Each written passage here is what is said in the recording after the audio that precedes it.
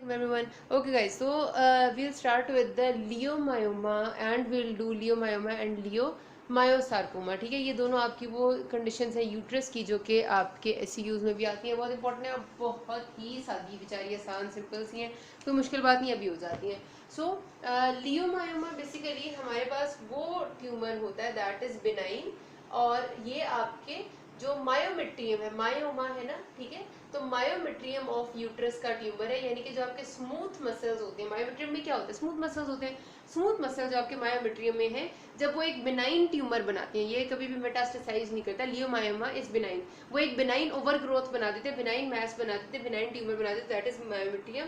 जो तीसरी बात इसके बारे में बहुत इंपॉर्टेंट है वो एज ऑफ द फीमेल है. अभी तक जितने ट्यूमर्स हम पढ़े हैं मोस्टली हम ये कहते हैं पोस्ट मीनोपॉजल पेरीमीनोपॉजल पीरियड के, ये ड्यूरिंग द फर्टिलिटी जो एज होती है उसमें ये most common tumour of the females है. ठीक है, ये बात इसकी एमसीक्यूज में आती है, आपने लाजमी जहन में रखनी है, क्योंकि फर्टिलिटी के टाइम पे यानी कि जो आपकी नॉर्मल एज होती है फीमेल्स की from the considering from 18 up till 45 जो फर्टिलिटी एज है उसमें ट्यूमर्स कम होते हैं, लेकिन लियोमायोमा उसी एज का ट्यूमर है और ये पोस्ट मीनोपॉजल एज में इतना नहीं होता. तो ये बात इंतहाई इंपॉर्टेंट है with respect to your MCQs and viva as well. ठीक है, तो इसको आपने याद रखना है. अच्छा जी, कुछ इसमें से ऐसे भी होते हैं जो हमारे पास बाद में मतलब डेवलप कर जाते हैं मेटास्टैटिक कार्सिनोमा में, लेकिन फिर हमारे लियोमायोमा नहीं कहते. लियोमायोमा जब तक है तब तक वो बिनाइन है. ठीक है, तो इसकी डेफिनेशन में आपकी बिनाइन आता है लाजमी. कॉज क्या होता है इसकी, हमारे पास ये ज्यादातर देखा गया कि क्रोमोसोम नंबर 6 और 12 इन दोनों क्रोमोसोम्स में कोई जेनेटिक म्यूटेशन होती है जिसके रिजल्ट में लियोमायोमा डेवलप हो जाता है. और वो हमारे पास जो जेनेटिक म्यूटेशन होती भी है और जो म्यूटेशन होती है वो मैक्सिमम जो हमने लियोमायोमास में देखी है, जो जीन रिस्पॉन्सिबल है दैट इज MED12. अब याद रखना, इससे पहले हमने जो कैंसर्स पढ़े थे दैट इज एंडोमेट्रियल कार्सिनोमा पढ़ाया था, मैंने आपको पोलिप पढ़ाया था, तो उसमें जो P10 जीन था वो मुसलसल चल रहा था. ठीक है, हाइपरप्लेजिया में भी P10. अब जहाँ पर मायोमा आया ना, M आया, वहाँ पर जीन भी M वाला आ गया. जीन्स के नाम इसलिए याद रखा करें क्योंकि ये एक नाम आपको ना पूरा एक एमसीक्यू ठीक कर देते हैं, मतलब वो आपको पूरा सिनेरियो अच्छा सा बना के देते हैं, उसमें डायग्नोसिस भी बता देते हैं. सिर्फ जीन का नाम पूछते हैं, उन्हें पता होता है कि जीन का नाम अक्सर बच्चे भूल जाते हैं. तो इस तरह से अगर आप लिंक बना के याद रखेंगे तो आपको याद हो जाएगा. एक पहले से सिर्फ P10 चल रहा था, अब सिर्फ M के साथ M एसोसिएटेड है, MED12 है. ठीक है, तो हमारे पास 6 और 12 क्रोमोसोम नंबर में ज्यादा मसला होता है, जिसमें से MED12 जीन है which is of course RNA से रिलेटेड एक जीन होता है जो RNA की ट्रांसक्रिप्शन करता है. तो जाहिर है जो म्यूटेशन आती है उससे यही होता है ना, abnormal DNA and abnormal cells बनने लग जाते हैं. तो ये म्यूटेशन जो इस जीन में आ जाती है उसकी वजह से एबनॉर्मल सेल्स बनने लग जाते हैं. कहते ही है कि हमारे पास जो हमने इससे पहले सारे कार्सिनोमा की कॉजेज पढ़ी थी जिसमें हमने कहा था कि ईस्ट्रोजन की एक्सेस सबसे इंपॉर्टेंट कॉज है. तो इन ट्यूमर्स में हमारे पास कोई बहुत ज़्यादा उससे एसोसिएशन नहीं है, लेकिन हो सकता है, अभी इस पर रिसर्च चल रही है. ईस्ट्रोजन जो हम लेते हैं, मतलब जो फीमेल लेती है, स्पेशली वो फीमेल जो कि ओरल कॉन्ट्रासेप्टिव्स के तौर पे लेती हैं, उनमें मतलब किसी हद तक होता है कि ओरल कॉन्ट्रासेप्टिव अगर वो ईस्ट्रोजन नेचर का ले रही है तो लियोमायोमा डेवलप हो सकती है, लेकिन इतना नहीं है. ये बात जो है दिस इज इंपॉर्टेंट कॉज.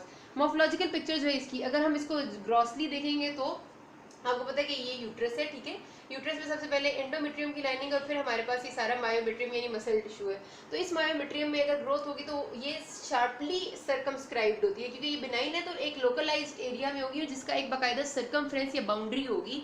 ये ऐसी नहीं होती, मेलिग्नेंट जो चीज़ें होती है वो फैली हुई होती है, उनकी कोई बाउंड्री नहीं होती. इससे बाकायदा बाउंड्री लाइन ऐसे हम स्टेब्लिश कर सकते हैं. सपोज ये इस एरिया में पूरी ग्रोथ हुई हुई है. ठीक है, तो ये जो हमारे पास पूरी ग्रोथ हुई हुई होगी इस एरिया में, it will be sharply circumscribed. White colour का शाइनी एरिया होगा जिसमें जाहिर सी बात है कि मसल सेल्स हैं तो स्मूथ मसल्स ही प्रेजेंट होंगे.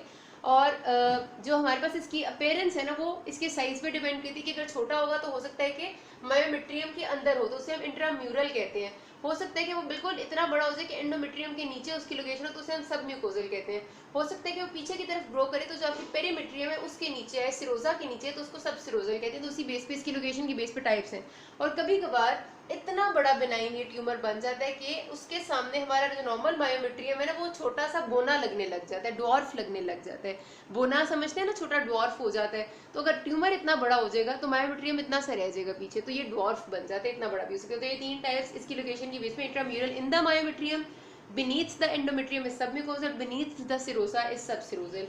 हिस्टोलॉजिकली आप देखेंगे तो क्या नजर आएगा, हिस्टोलॉजी में ही देख लेते हैं। अब see this is the histological picture of leiomyoma. अब इसमें ये जितने आपको पिंक नजर आ रहे हैं ना, ये सारे स्मूथ मसल्स हैं, ठीक है, बेतहाशा स्मूथ मसल। और ये वाली जो इसकी वैरायटी है ये एंडोमेट्रियम के नीचे, इसी वजह से इसमें आपको वाइट वाले ये जो है सारे ग्लैंड्स हैं, ठीक है। और जो पिंक एरिया सारा का सारा वो ग्लैंड्स के दरमियान में नॉर्मली क्या होता है एंडोमेट्रियम में, एंडोमेट्रियम में नॉर्मल ग्लैंड्स के दरमियान में पर्पल सारा स्ट्रोमा होता है, मैंने आपको दिखाया हुआ है। अब यहाँ पर क्या हुआ है कि ये एंडोमेट्रियम के नीचे पहुंच चुका है और वहाँ पर इसने मैस बनाई है, तो ये ग्लैंड्स हैं और बाकी ये जो पिंक एरियाज हैं सब स्मूथ मसल ने कवर किए हैं। So this is our leiomyoma, ठीक है जी। अच्छा, उसके अलावा जो मैंने आपको देखा ना सब सिरोजल वैरायटी, वो क्या करती है क्योंकि वो सिरोजा के नीचे होती है ना, that is beneath the perimetrium. कभी कभार वो इतना बड़ा होता है कि वो सिरोजा को फाड़ के या फिर सिरोजा को साथ लेके बाहर आपके पेल्विस के स्ट्रक्चर्स के साथ अटैच करने लग जाते हैं, जैसे ओवरीज के साथ जाके जुड़ जाएगा या फिलोपियन ट्यूब्स के साथ या पेल्विक वॉल के साथ, तो उस केस में हम उसे कहते हैं कि दैट इज पैरासिटिक लियोमायोमा। तो लाजमी हमने फिर रूल आउट करना होता है कि वो कोई ज़्यादा खराबी ना कर दे। यहाँ तक ये खत्म हो जाता है। अब अभी हम कहते हैं leiomyosarcoma. Okay guys, now continuing up with the second condition that is leiomyosarcoma. मैंने आपको बताया कि हमारे पास सेम आप समझ लें कि लियोमायोमा में जब मेटास्टैटिक पोटेंशियल आ जाता है, मतलब लियोमायोमा में तो मेटास्टैटिक पोटेंशियल नहीं आ सकता, लेकिन अगर हमारा स्मूथ मसल का ही ट्यूमर, क्योंकि जो हमारा लियोमायोमा था that was smooth muscle of the uterus का बिनाइन ट्यूमर, और leiomyosarcoma is smooth muscle of uterus का मेलिग्नेंट ट्यूमर। सिंपल सी बात, इससे ज़्यादा सिंपल कोई बात नहीं हो सकती कि हमारे पास जो मायोमेट्रियम ऑफ यूट्रस है जिसमें हमारे सारे स्मूथ मसल लाइनिंग है, ब्लड वेसल्स है, वो वाले जो स्मूथ मसल्स हैं इनमें अगर मैलिग्नेंट ट्यूमर बनेगा तो that is called as leiomyosarcoma. अब जो इसकी ओरिजिनेशन होती है उसमें तो क्या था ना, हमारे पास जो लियोमायोमा भी हमने पढ़ा है उसमें तो हमने कहा था ये स्मूथ मसल जैसी सेम ऐसी ही मैस बनेगी, जो कि उसकी 3 तरह की लोकेशंस हमने पढ़ी थी। इसमें जो ओरिजिन होता है ट्यूमर का वो यही जैसे स्मूथ मसल नहीं होते बल्कि मीजनकाइमल सेल्स होते हैं। अब मीजनकाइमल सेल्स क्या है, काफी दफा बात रिपीट की गई कि हमारे पास कुछ ऐसे सेल्स हैं बॉडी में जिनके पास पोटेंशियल होता है कि वो कोई भी सेल बना सकते हैं, जो स्टेम सेल्स होते हैं जिस तरह, इसी तरह हमारे जो मीजनकाइमल सेल्स होते हैं मीजनकाइम से डेवलप हुए होते हैं ड्यूरिंग डेवलपमेंट, इनमें भी किसी भी सेल में डिफ्रेंशिएट होने का पोटेंशियल होता है। तो हमारे मायोमेट्रियम में जो मीजनकाइमल सेल्स प्रेजेंट है नॉर्मली तो उन्होंने जाहिर सी बात है स्मूथ मसल ही बनाने हैं ना, क्योंकि मायोमेट्रियम में सारे स्मूथ मसल हैं।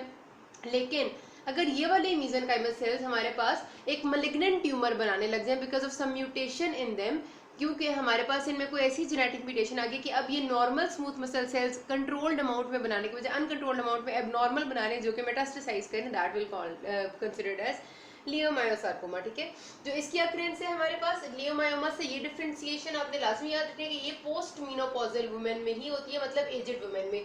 वो मैंने आपको बताया था कि ओनली ट्यूमर हमने अभी तक जो पढ़ा है यूट्रस में कि जो कि फर्टिलिटी एज में कॉमन है, तो ये पोस्ट मीनोपॉजल में ये ज़्यादातर ओल्ड एज में ज़्यादा कॉमन होता है, इसकी भी अक्रेंस है।